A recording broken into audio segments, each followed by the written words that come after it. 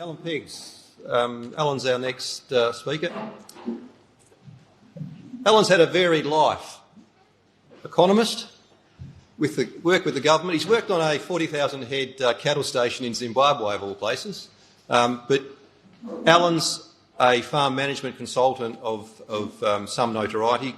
Alan's most famous for his experience and expertise in the business of beef.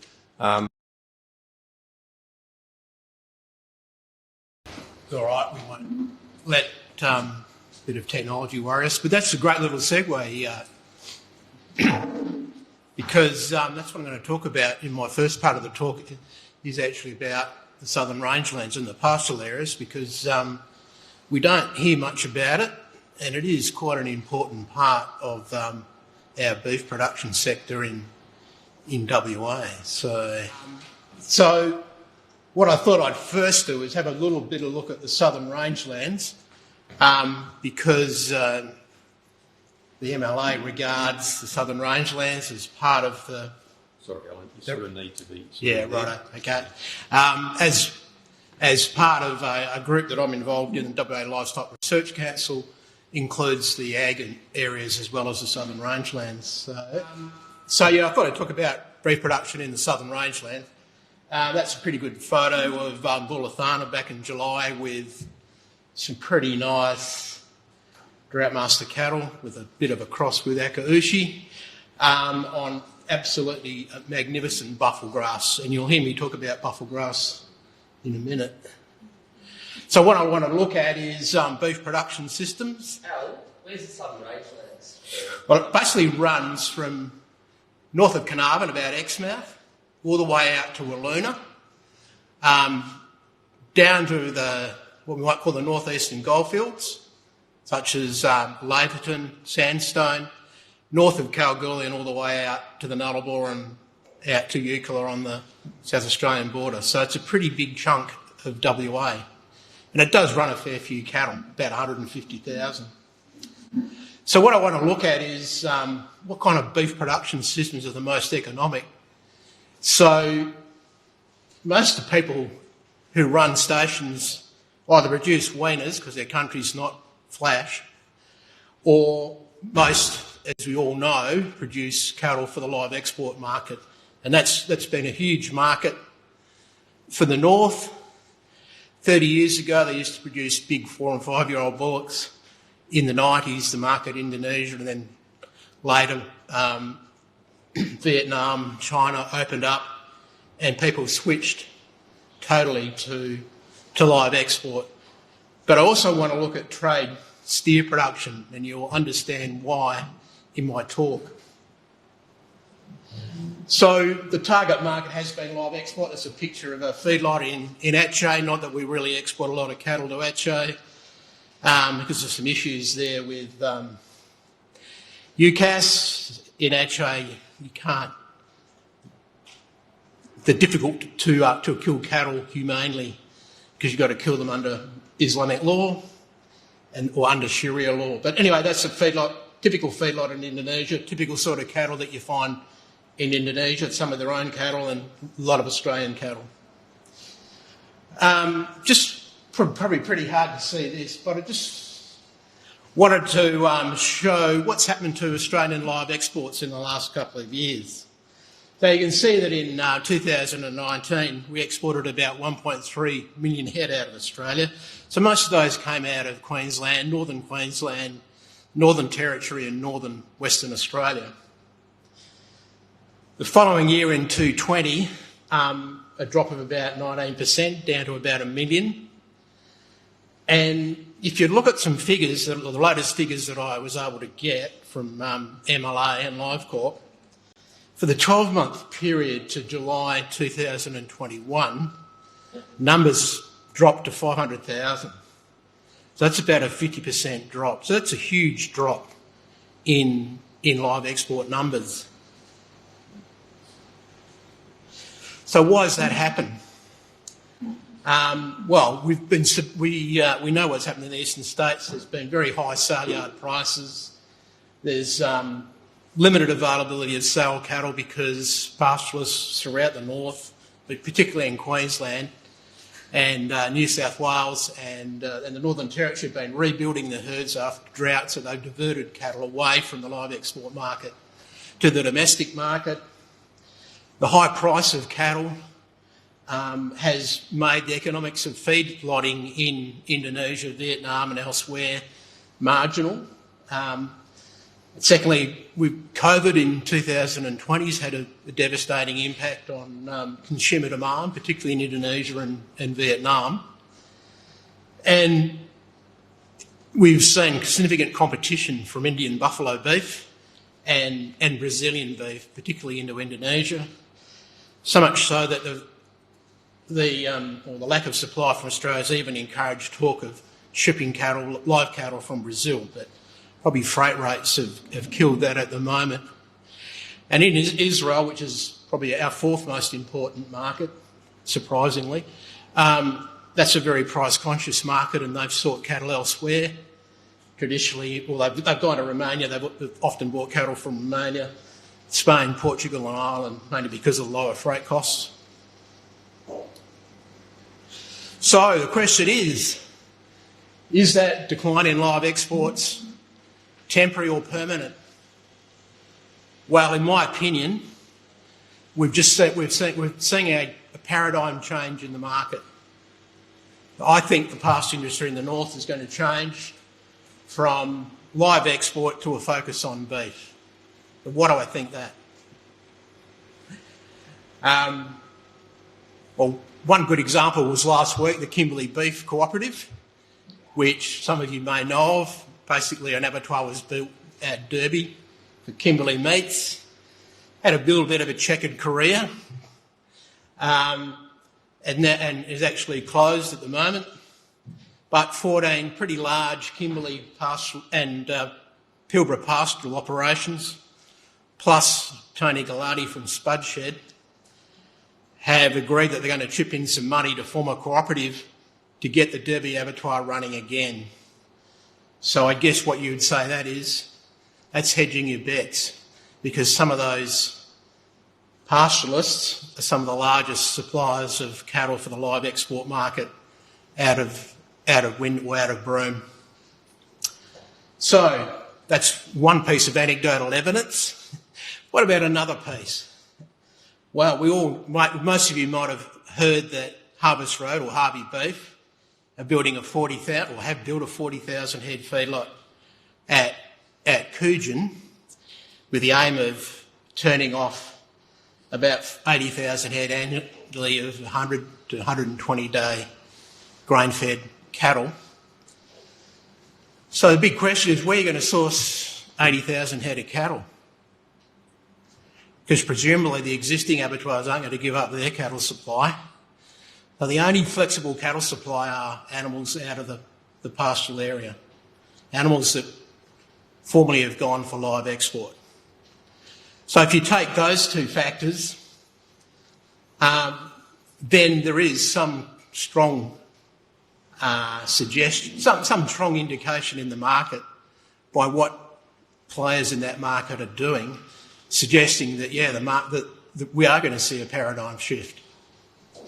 All right. But can you produce beef, finished beef, in the pastoral area? A lot of people would say no. But if we look at the work that's been done at Old Man Plains Research Station in Alice Springs, you can. Now these are, a couple of years ago, these are finished Droughtmaster steers that were ready to go down the 1,900 kilometre trip to Narracourt Abattoir to be slaughtered, where they dressed out a bit over 300 kgs of 6 to 7 mils of fat. And that was done in not a flash year. So Krista Turn, who's with the DPI in Alice Springs on Old Man Plains Research Station, has been working on finishing cattle in Central Australia for a number of years, and he's been able to show that you can consistently produce finished trade steers, 300 kilos carcass weight plus at 6 to 7 mils of fat, even in a decile 2 rainfall year. So by adjusting your stocking rate, you can still finish animals. All you need is about 15 plus mils of rain to get a bit of a spike in your buffle grass. And that gives you enough green feed to get 6 to 7 mils of fat on those animals. So, buffle grass, you heard me mention the word buffle grass. Buffle grass is the key to the success of that system. And it just so happens that we've got a lot of buffle grass in the southern rangelands and the Pilbara. Another photo of Bullathana recently. There's 150,000 hectares there of buffle grass this year. Absolutely magnificent. By the way, for those who don't know what buffle grass is, it is actually an introduced grass. So ecologists, environmentalists see it as an invasive weed. But pastoralists love it because it raises your productivity by a factor of 4. It's halfway. Yep. So if we're going to see a change in the market, so we're going to see a change in the breeds. So here's a couple of examples. Again, Bullathana Station on the left, which is putting Angus over Droughtmaster cows. And on the right, that's a red Angus bull over Droughtmaster cows at Lyndon Station. So why are they doing that? Simply because they're not targeting the live export market, they're targeting markets in the south, either to finish cattle or as feeder steers for feedlots or for grazers to go out and grass to finish as trade steers in the south. So, all right, let's have a look at the economics of beef production systems. So, just a few important productivity parameters. One thing about the pastoral industry is their weaning rates are a bit modest. So Holmes and Sackett show that in the Pilbara it's about 67%. That's primarily with Brahman, Droughtmaster and Santa Gertrudis females. But there are some exceptions. Mount Augustus got a long-term weaning rate and they run all short-ons of about 86%. And Kunyu Station at Woolurna, when Ken Shaw ran that with about 1,400 Herefords, he averaged around 80%. So you can get, essentially, Bos Taurus animals are more fertile than Bos Indicus and Bos Indicus infused. Also, we need to know what kind of growth rates do you get with steers. So here's some data that Wayne Fletcher, who used to work for the Department of Ag, collated on a steer trial. So there were steers from different stations put on other stations, and they were different breeds, but to cut a long story short, they all averaged around about 190 kgs gain on a 12-month basis. And that seems to be pretty consistent. Just as an aside, Chris Matern, his average over his 10-year trial was about 179 kgs a year on his steers. Okay, some key parameters. So I crunched a budget for a typical Gascoyne station of 5,000 cattle units. Phil knows all about this particular station, don't you, Phil? It's got about a 75% weaning rate because it's a well-run station. It's got a bit more Bos Taurus in the females, 3% death rate. Turns off weaners, steers at about 200 or live export steers at about 380 or trade steers at about 560. So there are our key parameters. Here are the prices that I use now. You'll argue that those prices are a bit low, but this was actually used for a study that of a student that Phil's in supervising and I'm having a bit of a role. But so we looked at prices of last year and we got some people, including me, and some people from a couple of livestock agencies to have a bit of a view on where are the long-term prices likely to be. So they're the prices that we came up with, and that's just a 7-year average of prices. So, yeah, there's some relativities there. Anyway, cut long story short, when you crunch the numbers, what results do you get? What it shows is that trade steer production is more economic on the parameters that we use than live export, and that weaner steer production is the least economic system.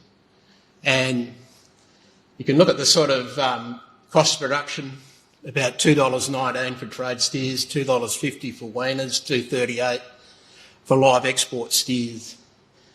And you can and then you can look at the margins, and then you can look at the margin in gross dollars, and then I always like to have a bit of a look at the return on capital, because that means you can compare agricultural or rural enterprises with other enterprises, and on a reasonable level of capital that you need, 10, 11 million, you're looking at returns between 3.5% and 7%. Of course, if we put current prices in, we probably double those returns. So another good reason why we might see certainly more trade steer production where it's possible in the pastoral areas, but certainly live export or feeder steer production for markets in the agricultural area is still a relatively profitable operation. So just a couple of comments. One of the great things about being a trade steer operation and a live export feeder steer operation is you've got a lot more flexibility in a dry year, which we all know the pasturers have quite a few. It's because they've got far more dry cattle that they can sell as stores if they have to when things get dry, whereas if you've got a weaner operation, the only dry cattle you've got is your heifers, replacement heifers, and then you've got big welfare issues if you're trying to transport pregnant cows or cows with small calves at foot. Essentially, you can't. Also, you might argue that the live export or feeder steer production system is less complex. Certainly, you need a lot more management expertise if you're going to produce trade steers. Just want to make a couple other comments, and I know Richard Brake is here. I'm going to have a bit of a chat about carbon credits, but in the last couple of months I've gone to 4 stations where the prime motivation for purchase is carbon credits. That may have an impact on production and output in the southern rangelands because those groups may have less imperative to maximise production. And that could be a good or bad issue, depending on your point of view. The Pastoral Lands Board probably recognises this and is trying to influence the situation by saying you can't just have the carbon credits, you've got to continue to run livestock as well. So we'll see how that pans out. Carbon credits can be an advantage. There's certainly income that's not subject to seasonal variability. They can fund capital development on stations, so you've got more efficient operations. Can allow you to run a smaller herd, and still remain financially viable. And just one other one that's come up that I've just been working on is that it may allow young people or new entrants into the pastoral area on the basis that a couple of jobs that I've done, young people been offered the opportunity to run cattle on stations that have been bought by groups that are interested in the carbon credits but not that interested in running the cattle. So they've sort of offered a deal to a couple of young people to come and run the cattle or put cattle on there and run the cattle operation so they can meet the requirements of the Pastoral Lands Board. So carbon credits are not all negative. So I also thought I'd better look at the southwest systems. This is a pretty quick look because I just have spent a fair bit of time in the pastoral areas, so when you got 10 hours to drive home, you've got a bit of time to think about it.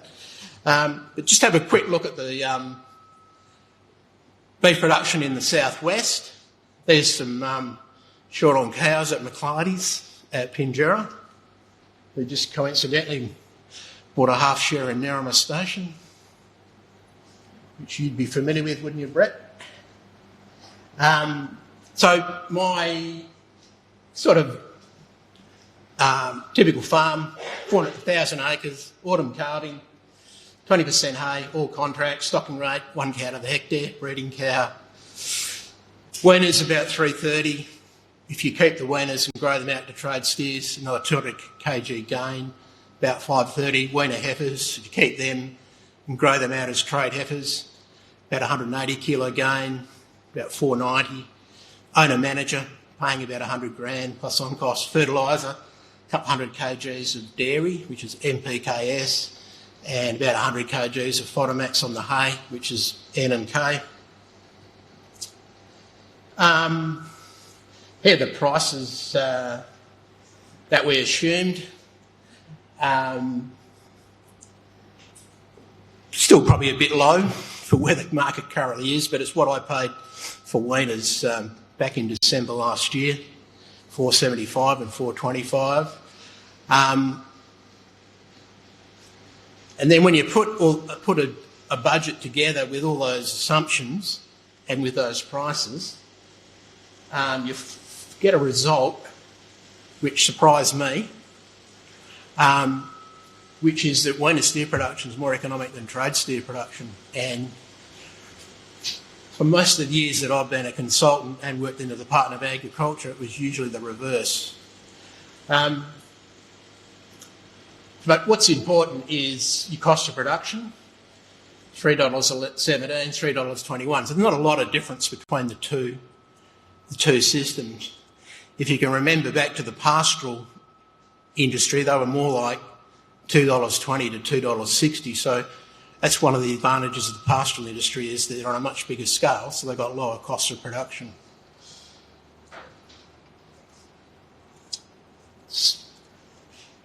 So what can you do to improve the economics of beef production? Well, there are a couple of things you can do. One's rotational grazing, and the other is time of calving. So I know I don't have time to talk about time of calving, and if you want to have a look at about time of calving, go to the meetup talk that I gave back in August by the same group. But I do want to have a talk about rotational grazing, because it is a little bit of a bugbear of mine.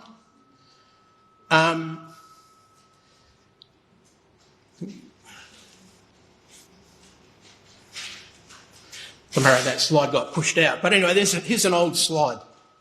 This is the work done by a guy called Greg Sawyer back in the 1980s, early 1990s at Worklight Research Station when he worked at Department of Ag Bunbury. You probably remember him, Trissani. So what he did at Worklight over 3 years was look at how you might manage pasture.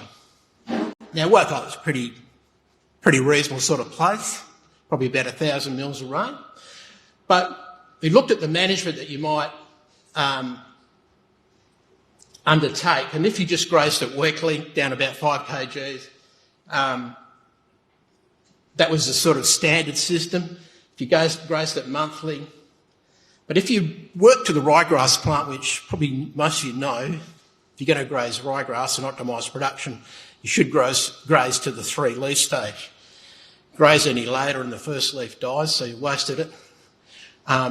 Graze any earlier and you have some problems with deleting the energy source of the plant. But what you can see there is that research showed that you could improve pasture production by about 40% by grazing at the 3 leaf stage, and if you're really sophisticated, you can improve it by 70%. Now, a lot of people know that and implement it. You just have to go to every second dairy farm in WA and you'll see that they actually do that.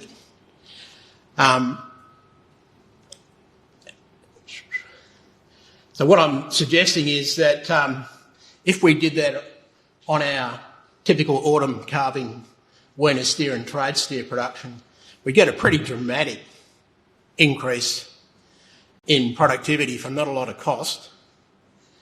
And we could reduce our cost of production from sort of from the low 3s to the mid 2s.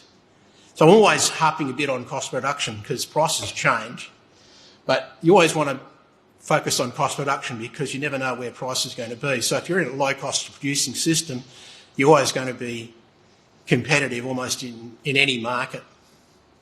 But it certainly is a substantial improvement. So the big question is, why don't beef producers, do it? And I guess it's complicated. They look over at dairy farmers and they see what they're doing. They're with their cows twice a day. They're moving electric fences twice a day. So it looks pretty complicated. I guess the other thing is that it's lack of training. A lot of beef producers haven't been exposed, unless they look over the fence, to rotational grazing. DAFWA in the 1990s had a big extension effort in the southwest, particularly out of the Bunbury office. Maybe we need a similar program now in the 2020s. And maybe a lot of beef producers are just income satisficers, which for those that have done economics would know that you're just happy with a certain level of income, and you don't want to bust your neck trying to generate another 10, 20, 30%, even though it might be there, because you're just happy with that level of income. And usually the people that are like that are my age or older, don't have any debt, and all their kids are probably left home and working as engineers or architects or accountants or lawyers. So they have a pretty enjoyable life. But there are young people out there, so there are opportunities to significantly improve the profitability of beef production in southern WA. Thanks, Ash. I'll leave it there. Oh, actually, I just had two little... some people would have heard this story, but I guess being a consultant, what you really specialise is in extension and adoption. And that's probably what a lot of you people who are here today are involved in, extension and adoption rather than research. So I've got a couple of little areas that I think we need to focus more on adoption and extension rather than research, although research is no doubt important. But here's my little bit on subclover. Most of my clients in wheatbelt are still planting Nungaran and Dalkeith subclovers this year, last year, and probably into the next 2 or 3 years. And they were developed in 76 and 84. If those same clients were planting wheat and barley that were developed in 76 or 84, they'd be planting Germania and probably prior barley, which none of you would have heard about. So what I'm saying is there's these huge advances in yield in the crop sector, but we haven't seen the same advances in yield with subclovers. Yet MLA and WO have put a lot of funds into subclover research, and there are a lot of new subclover varieties out there, but they're not being adopted. Why is that? Secondly, Bicerula. Another case of very, very good research done at UWA, and there was a heap of fantastic research done there. So these greenhouse experiments were with Bicerula, which is a bit of a touchy plant. But what it showed was that subclover emitted about 28 grams of CO2 equivalent per kilogram of dry matter, and Bicerula only about 8. So given that the MLA is keen to be carbon neutral by 2030, why no field trials to see if we can replicate that in the paddock? Because maybe we could sow a lot more Bicerula and we'd be closer to our objective as carbon neutral. So yeah, just two issues where I think fantastic research, but yeah, not a lot of adoption. So maybe we need to focus on that. Thanks. Thank you, Alan. We'll open for questions now, but can I just clarify that you're saying the beef system's changed from, in terms of profit, from selling older steers to selling younger weaners? Is that what you're saying? The shift is? That's a change because, for most of the time that I've been around, weaner production's been less economic than steer production. And partly that is because you've got a lot of cows that you've got to run and they're relatively unproductive. But, it made me go and check my figures whether I'd made a mistake about 3 times. But I still got the same result. So who's actually buying the weaners? Where are they going? They're still going to feed. Well, they're going to feedlots, or they're going to graziers. It's just that, and some people are still having a system where they will retain their own weaners. And you see, there's not a huge difference, really. I mean, if that was a statistical study, it'd probably be no significant difference. So what it's saying is they're both the same. So you could do either. But in general, in the past, usually there's quite a significant difference between weaner and steer production. Where's the risk set? Which system's less risky? Yeah, well, steer production is obviously less risky, again, for the same reason in the pastoral areas, that if you have a late break in the agricultural areas, you've got these dry steers that you can always give you flexibility that you can always sell to reduce stocking rate down to what you consider appropriate. Thanks, Alan. Do we have any questions from the floor for Alan, please? Yes, Phil. Alan, thanks for the talk. A recent announcement, if you agree with through Walden, that the Minister made around virtual fencing and your rotational grazing passion, which is great, and not necessarily makes it less complicated in the first instance, but you see a good positive pathway for that sort of technology to help and assist. Yeah, Phil, I think it'd be fantastic. I've just done some budgets where it's costing about $1 million to put in boundary fences on a couple of stations. So, if you can reduce that capital input through virtual fences, that's the first advantage. The second advantage, you can get better utilisation of your rangelands, and thirdly, you can protect those areas of the rangelands that might be degraded or need a rest. And if we can implement it in the agricultural areas, it's huge. Yeah, I'm thinking that southern system. Yeah, I mean, if we can set up our virtual fences, that we can rotationally graze and change our cattle every 3 days, that'd be fantastic. And it'd be pretty cheap. With the price changing, the cattle price changing so radically in the last few years, are you seeing that change in the station country whereby, it was a case of harvesting what came in at the end of the year and you're not really seeing much through the year? Is that just looking at those sort of British breeds and, I guess they have runs there for a reason, that they didn't get pregnant in the tough years. So to match that sort of better system, I guess people's management must be changing. I'm just wondering if you're seeing that. Yeah, it is getting better. For a lot of people, it still is a bit of a cattle harvesting, but not quite as it used to be. But people are putting in more yards, so the cattle don't have to walk as far. People are looking at trap yards if they haven't got heaps of natural waters, so that's more efficient mustering. They are trying to build heifer paddocks so they can keep heifers away from bulls until they reach appropriate mating weight. So that gives you a greater ability for the bulls of the breed that you want to mate to the heifers that you want mated. I think probably we're getting better musters, although you never know. A station I just did a couple of weeks ago, they bought it 2 years ago with 500 head on it. The next year, when they mustered 3,000, so you never just quite know how many cattle are there. But another example, they bought a station with 300 and it looks like there's more than 1,500 there. So that's after 3 years of one of the worst droughts. So, you think people are getting better at managing their cattle than they are. But they're not. Sometimes it's a bit hard to find all their cattle.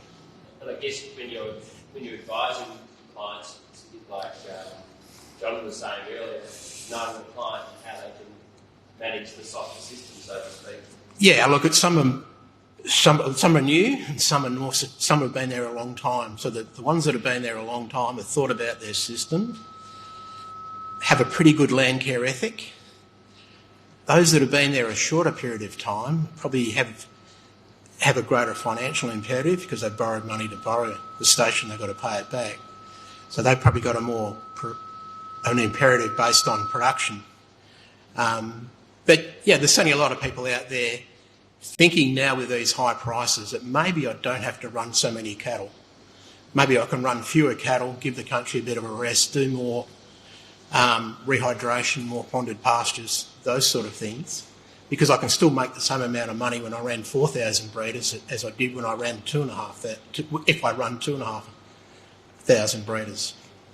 So that's the sort of paradigm. So that it's giving them the financial ability to be able to make those kind of decisions and undertake those kind of improvements, among other things. Phil? Really quick, just to back you up, just on that advisor ruler, it's not just Subclover. It is advisor ruler daylight in terms of methane production, just didn't leave the lab and not running the animal is what we're confident it does, but it is daylight. It is so far different to anything we've tested other than Aeromophila glacial. So it's not just Subclover, it is. Yeah, and the other thing is that maybe it improves the marbling in sheep and cattle. So maybe. Simon Bell. And just one last one, if no one else has anything. It was interesting you're seeing that there's a move in the station country to more European breeds. Your clients in the southwest that are traditional beef producers, how do they see that as a risk or a disruptor for their sort of way of life as you've described it?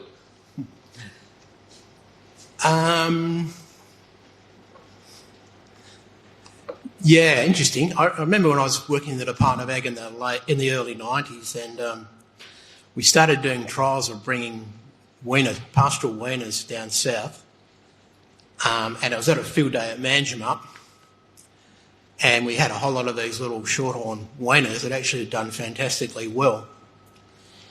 And a guy from Donnybrook, who was a shorthorn breeder, and I'd just given this spiel, I'd done the economics, it looked brilliant, it was. He started abusing me. He said, why are you bringing these rubbish cattle down here that is ruining the price for our good short-on cattle in Boyanup? And yeah, he went on like this for ages. But yeah, but so far I haven't really heard that comment 30 years later. And I think because there's not enough cattle really to meet the demands that we have already.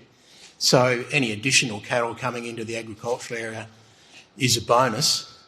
And talking to a lot of people in the last couple of years, the biggest problem has been trying to find cattle, particularly this year. And Rex alluded to about the amount of sheep going out of WA. I think about 100,000 cattle went out of WA last year to the eastern states. So, yeah, it's not an issue at this present stage. Which reminds me of a question I had.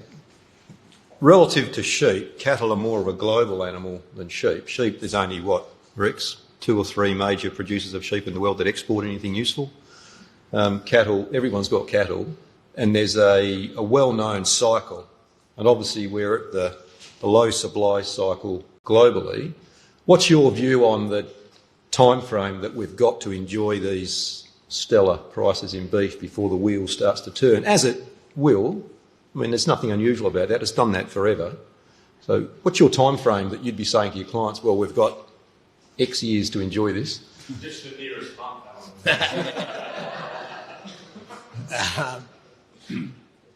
Yeah, look, I think we've got another 2 years.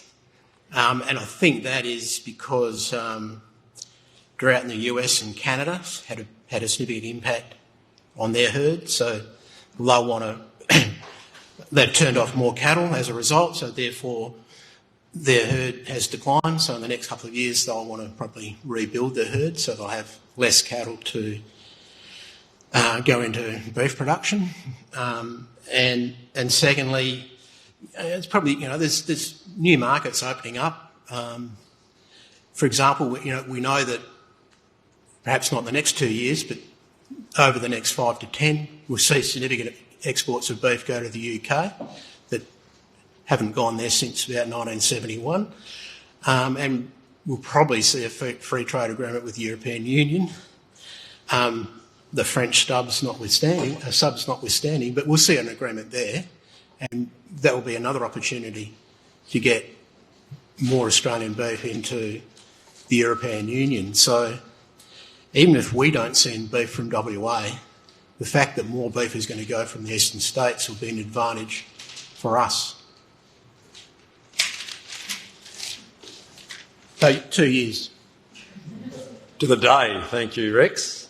Alan, thank you. That's tremendous. So, and a little gift to go on with, and wish you well. Thanks. No worries. Thank you, Alan.